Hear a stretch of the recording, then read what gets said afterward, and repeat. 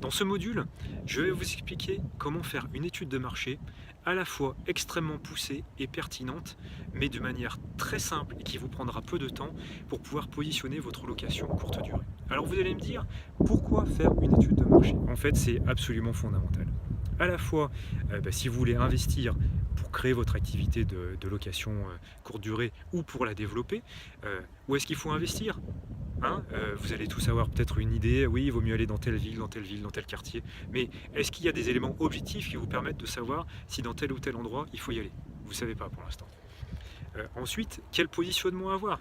Est-ce que vous devez investir ou continuer à louer pour 2 personnes, pour 4 personnes, euh, avec un thème particulier? Comment est-ce que vous pouvez vous positionner par rapport à ça?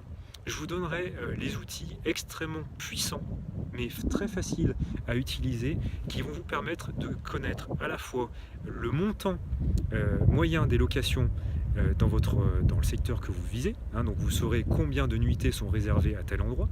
Vous connaîtrez le montant de chaque nuitée, donc du coup vous pourrez ajuster vos prix au plus précis possible d'une année sur l'autre pour être le plus efficace possible, parce que quelquefois la différence se fait sur ça, hein. C'est-à-dire que si la moyenne des prix dans votre secteur pour un studio c'est 60 euros par nuit, si vous avez des données objectives qui vous disent ça, si vous le mettez à 58, vous allez louer et vous perdrez que 2 euros. C'est pas grand chose pour avoir réussi à louer. Donc cette étude de marché, ça va vous permettre aussi de détecter les niches, les secteurs sur lesquels vous différenciez. Peut-être que dans votre région, il n'y a personne qui loue aux familles. Eh bien, je vais vous donner des outils très très simples à utiliser, très faciles à utiliser et quasiment tout en automatique, qui vont vous permettre de détecter ces failles et ces éléments sur lesquels vous positionnez pour pouvoir entraîner des réservations à coup sûr et être en fait à la base du fait de gommer la concurrence.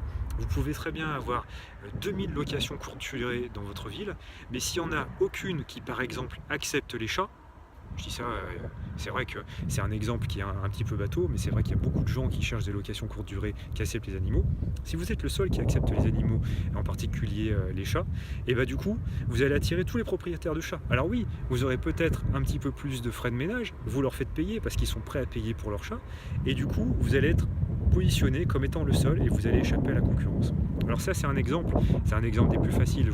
Je suis désolé, il y a probablement quelqu'un qui y a pensé dans votre région et donc c'est pas sur celui-là qu'il faudra vous baser.